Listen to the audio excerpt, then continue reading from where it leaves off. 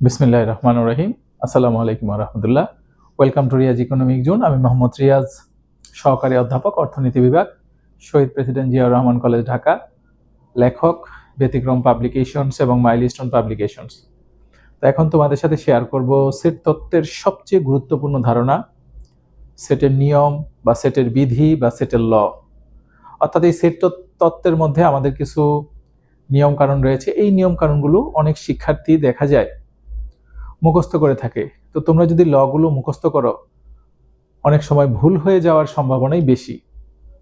এই জন্য আমি কিছু কৌশল এবং কিছু ছোট ছোট নোটের আলোকে তোমাদের সাথে লগুলো এমনভাবে শেয়ার করব, আমার নোটগুলো যদি তোমরা বুঝতে পারো, মনে রাখতে পারো এবং অ্যাপ্লাই করতে পারো, দেখবে অটোমেটিক লগুলো কমপ্লিট হয়ে গেছে।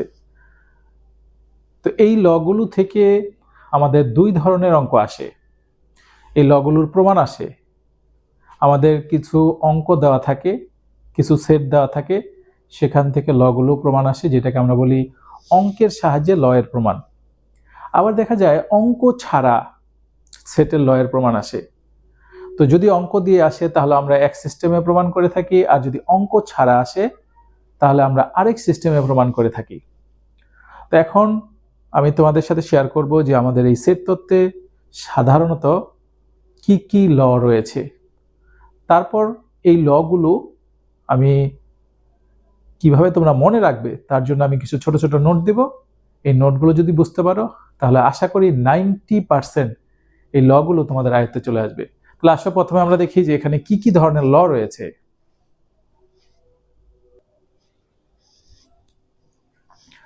তো আমাদের সেট তত্ত্বে সাধারণত আমরা এই লগুলো ইউজ করে থাকি। তো দেখো, প্রথম হচ্ছে ডি মর্গানস ল এবং দ্বিতীয়টি হচ্ছে ডিস্ট্রিবিউটিভ ল। এই ডিস্ট্রিবিউটিভ ল যদি আমাদের বাংলায় আসে সাধারণত বন্টনের নিয়ম বা বিচ্ছেদের নিয়ম বা ভাগের নিয়ম, এই শব্দগুলো দিয়ে আসে। এবং তৃতীয় লটি হচ্ছে অ্যাসোসিয়েটিভ ল। আমরা এটা বাংলায় বলে থাকি সহযোগী বা সহযোগিতার নিয়ম।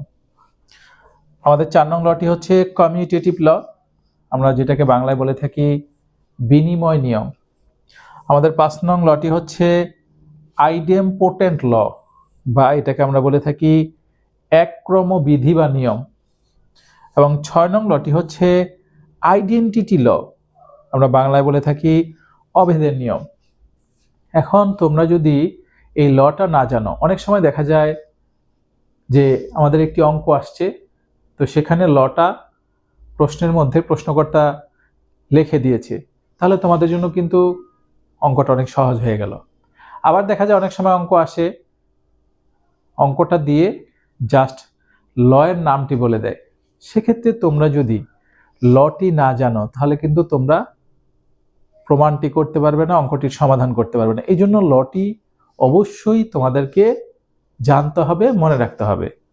তা আসলে এবার আমরা এই লগুলো, কোন লয়ের ভিতরে কি রয়েছে, আমরা এখন সেই বিষয়গুলো শিখব।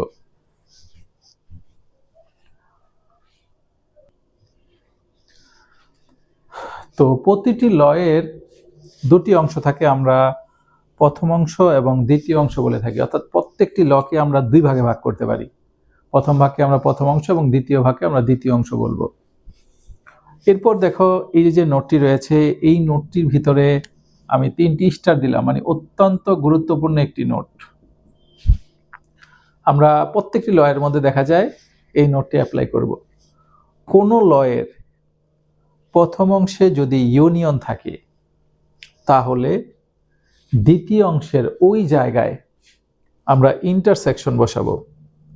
আবার প্রথম অংশে যদি ইন্টারসেকশন থাকে তাহলে দ্বিতীয় অংশের ওই জায়গায় আমরা ইউনিয়ন বসাবো। তার মানে প্রথম অংশে যেই জায়গার মধ্যে ইউনিয়ন থাকবে, দ্বিতীয় অংশে আমরা ওই জায়গায় ইন্টারসেকশন বসাবো, এবং প্রথম অংশে যেখানে ইন্টারসেকশন থাকবে দ্বিতীয় অংশের ওই জায়গায় আমরা ইউনিয়ন বসাবো। এই নোটটি আমাদের প্রত্যেকটা লয়ে ব্যবহার করা হবে। তো অবশ্যই তোমাদেরকে এই নোটটি মনে রাখতে হবে। আমরা কিছুক্ষণ পর অবশ্যই এই নোটটির আমরা অ্যাপ্লাই দেখব। তো আমাদের এই নোটটিও অত্যন্ত গুরুত্বপূর্ণ। দেখো, এই নোটটির ভিতরে আমি 3 স্টার দিয়েছি, তার মানে এই নোটটিও আমাদের ল মনে রাখার জন্য খুব গুরুত্বপূর্ণ ভূমিকা পালন করবে। দেখো আমি এখানে কি লিখেছি, কোন লয়ের এক পাশে হোল প্রাইম মানে সমস্ত প্রাইম, হোল প্রাইম থাকলে অন্য পাশে আলাদা করে প্রাইম হয়। তার মানে যে কোনো লয়ের এক পাশে যদি হোল প্রাইম থাকে তাহলে আরেক পাশে যে কি হবে, ওই প্রাইমটা আলাদা আলাদা হবে। এবং যদি ইউনিয়ন থাকে তাহলে ইন্টারসেকশন হবে, এবং ইন্টারসেকশন থাকলে ইউনিয়ন হবে। অবশ্যই এই যে নোটটি, এই নোটটি আমাদের ডি মর্গানস ল এর ভিতরে ইউজ করা হয়। আমরা অনেকেই ডি মর্গানস লটা মনে রাখতে পারি না। এই ডি মর্গানস লটা মনে রাখার জন্য এই নোটটি আমাদের খুব গুরুত্বপূর্ণ ভূমিকা পালন করবে বলে আমি মনে করি। এবার আসো আমরা এক একটি ল ধরব এবং কমপ্লিট করব। প্রথমে আমরা আসো ডি মর্গানস লটি কমপ্লিট করি। তো ডি মর্গানস ল এর জন্য তোমরা শুধু এতটুকু মনে রাখবে, শুধু এতটুকু বাসায় প্র্যাকটিস করবে। ডি মর্গানস ল মানে হচ্ছে A union B whole prime, এতটুকু শুধু মনে রাখবে, বাকি কাজ হচ্ছে আমার টেকনিক। এখন আমরা এই ল এর দুইটা অংশ, প্রথম অংশ দ্বিতীয় অংশ, আমরা এখন এই যে প্রথম অংশ, এই অংশের এক পাশে দেখো হোল প্রাইম রয়েছে। তাহলে কিছুক্ষণ পূর্বে আমরা শিখে এসেছি যে এক পাশে যদি হোল প্রাইম থাকে তাহলে অন্য পাশে আলাদা করে প্রাইম হবে। এখন এর উপরে আলাদা প্রাইম এবং বি এর উপরে আলাদা প্রাইম। ধরো আমি এখানে লিখলাম এ প্রাইম বি প্রাইম। আচ্ছা, এখন এরপর বলা হয়েছিল যে ইউনিয়ন থাকলে, আমরা যখন আলাদা করে প্রাইম বসালাম তখন কিন্তু আর এখানে ইউনিয়ন বসানো যাবে না। ইউনিয়ন থাকলে আমরা ইন্টারসেকশন বসাবো, ইন্টারসেকশন থাকলে ইউনিয়ন বসাবো। তো যেহেতু এখানে ইউনিয়ন রয়েছে আমরা এখানে ইন্টারসেকশন বসাবো। তাহলে ডি মর্গানসের আমাদের প্রথম যে ল সেটা আমাদের কমপ্লিট। এখন আমরা দ্বিতীয় অংশে চলে যাব। আমার নোট ছিল প্রথম অংশ থেকে দ্বিতীয় অংশ আমরা কিভাবে তৈরি করব। আমাদের নোট ছিল প্রথম অংশে যেই জায়গায় ইউনিয়ন রয়েছে ঠিক সেই জায়গায় দ্বিতীয় অংশে আমরা ইন্টারসেকশন বসাবো, এবং প্রথম অংশে যেই জায়গায় ইন্টারসেকশন রয়েছে ঠিক সেই জায়গায় দ্বিতীয় অংশে আমরা ইউনিয়ন বসাবো। তাহলে দেখো প্রথম অংশে এখানে ইউনিয়ন রয়েছে, আমরা এখানে এসে ইন্টারসেকশন বসাবো।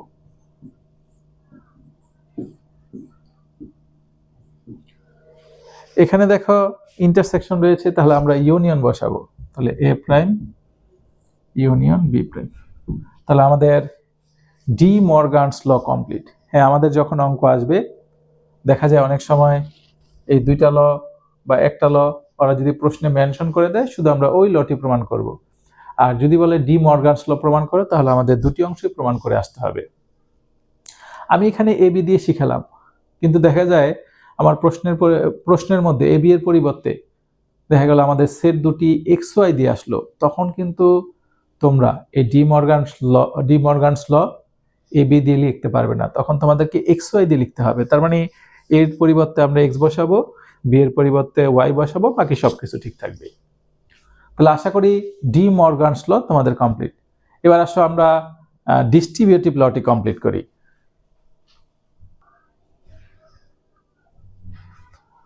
তো ডিস্ট্রিবিউটিভ ল এর জন্য তোমরা এই এতটুকু মনে রাখবে, A union B intersection C, এখানে বি ইন্টারসেকশন সি কে ব্র্যাকেটের মধ্যে রাখা হয়েছে। এখন আমরা বাকি কাজটুকু কিভাবে করব? ডিস্ট্রিবিউট মানে বন্টন করে দেওয়া। তা আমরা এখন এ ইউনিয়ন দিয়ে বি কে গুণ করব। তো এ ইউনিয়ন দিয়ে যদি আমরা বি কে গুণ করি তাহলে কি হয়? এ ইউনিয়ন বি, এটাকে আমরা ফার্স্ট ব্র্যাকেটে ঢুকাবো। এবার এই ইন্টারসেকশন চিহ্নটা থাকবে, আবার এ ইউনিয়ন দিয়ে আমরা সি কে গুণ করব, তার মানে এ ইউনিয়ন সি। তাহলে দেখো আমরা কিভাবে বন্টন করলাম, এ ইউনিয়ন দিয়ে বি কে গুণ করলাম, এ ইউনিয়ন বি, তারপরে ইন্টারসেকশন চিহ্নটি বসালাম, আবার আমরা এ ইউনিয়ন দিয়ে সি কে গুণ করলাম। তাহলে আমাদের ডিস্ট্রিবিউটিভ ল এর প্রথম অংশ কমপ্লিট। এবার প্রথম অংশ দেখে দেখে আমরা দ্বিতীয় অংশ তৈরি করব। এ ইউনিয়নের পরিবর্তে ইন্টারসেকশন, বি ইন্টারসেকশনের পরিবর্তে ইউনিয়ন, সি থাকলো। তাহলে এ ইউনিয়ন বি, তাহলে আমরা এখানে লিখবো এ ইন্টারসেকশন বি, ইন্টারসেকশনের পরিবর্তে ইউনিয়ন, এখানে আছে এ ইউনিয়ন সি, আমরা কি লিখবো? A intersection C.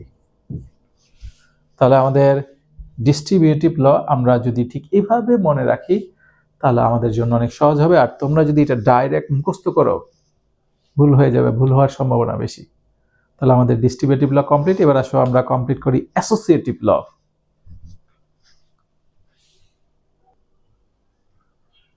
তো অ্যাসোসিয়েটিভ ল এর জন্য আমরা জাস্ট এতটুকু মনে রাখবো A union B union C, এবং এখানে আমরা এ আর বি কে ফার্স্ট ব্র্যাকেটের মধ্যে রাখবো। জাস্ট এতটুকু অ্যাসোসিয়েটিভ ল মনে রাখার জন্য যথেষ্ট।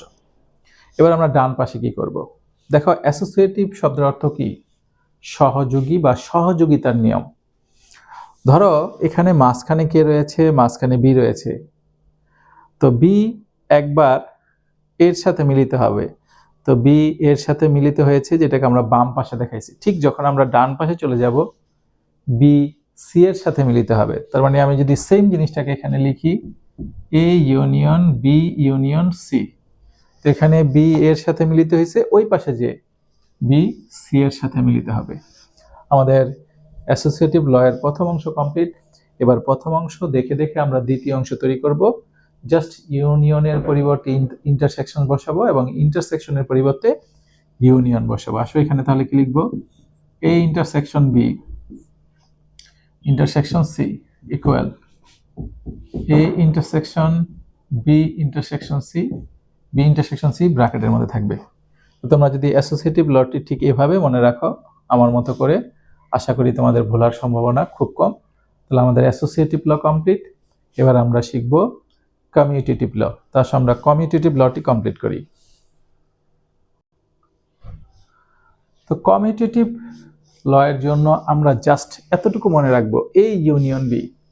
কমিউটেটিভ মানে হচ্ছে বিনিময় করা, অর্থাৎ আমার জায়গায় তুমি বসবা, তোমার জায়গায় আমি বসবো। ঠিক এ ইউনিয়ন বি, এখানে প্রথমে এ রয়েছে, দ্বিতীয় বি রয়েছে। ঠিক যখন আমরা ডান পাশে চলে যাব তাহলে জাস্ট স্থানটা পরিবর্তন করবে, প্রথমে বি আসবে, তারপরে ইউনিয়ন ঠিক থাকবে, তারপরে আমরা এ লিখবো। দেখো তাহলে দেখো এর পরিবর্তে বি বসেছে, বি এর পরিবর্তে এ বসেছে, এই জন্য এটাকে আমরা বিনিময় নিয়ম বলে থাকি। ঠিক আমরা এখন যখন কমিউটেটিভ ল এর দ্বিতীয় অংশে যাব, আমরা এই ইউনিয়নের জায়গায় ইন্টারসেকশন বসালাম, এখানেও ইউনিয়নের জায়গায় আমরা ইন্টারসেকশন বসালাম, হয়ে গেছে আমাদের কমিউটেটিভ ল। আশা করি তোমরা কমিউটেটিভ ল ঠিক আমার এই টেকনিকটি অ্যাপ্লাই করে মনে রাখার চেষ্টা করবে। এবার আসলে আমরা চলে যাব আইডেম্পোটেন্ট ল। তো আইডেম্পোটেন্ট ল মানে কি? একক্রমবিধি। এখানে শুধু একটি সেটের মাধ্যমে হয়ে থাকে আইডেম্পোটেন্ট লটি। তো এখানে আমাদের ল এর প্রথম অংশে বাম পাশে এ ইউনিয়নে, দেখো লক্ষ্য করো আমরা এর সাথে যদি আবার এ কে ইউনিয়ন করি তাহলে ফলাফল কি আসবে? এই আসবে। তাহলে আমাদের রাইট পাশে কি বসবে? এ বসবে। আমাদের আইডেম্পোটেন্ট ল এর প্রথম অংশ কমপ্লিট। আমরা দ্বিতীয় অংশে চলে গেলাম। জাস্ট আমরা এই ইন্টারসেকশনের, এখানে আমরা প্রথমটা এ ইউনিয়নে ইকুয়াল টু এ, এরপর আমরা 2 নং লয়ে চলে গেলাম। আমরা এই ইউনিয়নের পরিবর্তে জাস্ট ইন্টারসেকশন বসাবো, আর বাকি সবকিছু ঠিক থাকবে। তাহলে A intersection A equal to A. তাহলে আইডেম্পোটেন্ট ল মনে রাখার জন্য আমরা কি মনে রাখবো? A union A. আইডেম্পোটেন্ট লটি যেহেতু একক্রমবিধি, আমাদের এখানে শুধু একটি সেট ব্যবহার করা হবে। যদি আমরা এখানে বি ব্যবহার করতাম তাহলে B union B equal to B. তাহলে পরের অংশটি, এখানে যেহেতু ইউনিয়ন রয়েছে আমরা এখানে ইন্টারসেকশন বসাবো। তো আশা করি তোমাদের আইডেম্পোটেন্ট লটি ক্লিয়ার। এবার আমাদের রয়েছে আইডেন্টিটি ল। আসলে আমরা আইডেন্টিটি লটি কমপ্লিট করি। তো আইডেন্টিটি ল হচ্ছে একটু ডিফারেন্ট, একটু ভিন্ন ধরনের। এটার আমাদের প্রথম অংশ হচ্ছে এ ইউনিয়ন ফাঁকা সেট। তাহলে আমরা যদি দেখি যে আমাদের এ সেটে কিছু উপাদান রয়েছে আর ফাঁকা সেট তো ফাঁকা সেটই, তো এ ইউনিয়ন ফাঁকা সেট সমান এই হবে। এবং আমাদের দ্বিতীয় অংশ হচ্ছে এ ইন্টারসেকশন ইউনিভার্সাল সেট। এখানে ইউ দ্বারা বোঝানো হয়েছে ইউনিভার্সাল। তার মানে আমরা যদি এ সেটের সাথে ইউনিভার্সাল সেটের ইন্টারসেকশন বের করি আমরা এ সেটের মানই পাবো। তো এটা হচ্ছে আমাদের দ্বিতীয় অংশ। তাহলে এই আইডেন্টিটি ল এর লেফট অর্থাৎ দুটি অংশের লেফট সাইডে ডিফারেন্ট, কিন্তু রাইট সাইডে দেখো আমাদের কিন্তু একই রকম। অর্থাৎ এ ইউনিয়ন ফাঁকা সেট সমান এ ইন্টারসেকশন ইউনিভার্সাল সেট সমান এ। এই ছিল আমাদের সেটের লগুলো। দেখা যায় এখান থেকে অঙ্কের সাহায্যে সেটের ল প্রমাণ করতে বলে সাধারণত ডি মর্গানস ল, ডিস্ট্রিবিউটিভ ল এবং অ্যাসোসিয়েটিভ ল। এই তিনটা ল অঙ্কের জন্য বেশি ইম্পর্টেন্ট। তো আমি চেষ্টা করেছি আমার কৌশল দিয়ে লগুলো আয়ত্ত করার জন্য। তো তোমাদের যদি কোনো প্রশ্ন থাকে অবশ্যই আমাকে প্রশ্ন করবে। আমি ইনশাল্লাহ যদি না বুঝে থাকো আরও উদাহরণ ব্যবহার করব, আরও টেকনিক ব্যবহার করব, ইনশাল্লাহ তোমরা মনে রাখতে পারবে। তো এই লগুলো যদি মনে রাখতে পারো তাহলে যেভাবেই অঙ্ক আসুক, তারা যদি সেটের প্রতীকগুলো বানিয়েও দেয়, তোমরা কিন্তু প্রমাণটি বা অঙ্কটি সমাধান করতে আসবে। তো লগুলো বোঝানোর ক্ষেত্রে অজান্তেই কিছু ত্রুটি বিচ্যুতি ভুল ত্রুটি থাকতে পারে। এই ভুল ত্রুটি তোমরা ক্ষমা এবং সুন্দর দৃষ্টিতে দেখবে। যদি সত্যিকার অর্থেই কোনো জায়গায় ভুল থেকে থাকে সেটি আমাকে ধরিয়ে দিবে, তাহলে আমি তোমাদের প্রতি কৃতজ্ঞ থাকবো। তোমরা যেখানেই থাকো ভালো থাকো, নিরাপদে থাকো, সুস্থ থাকো, এই প্রত্যাশা ব্যক্ত করে আজকের মতো তোমাদের কাছ থেকে এখানেই বিদায় নিচ্ছি। আল্লাহ হাফেজ।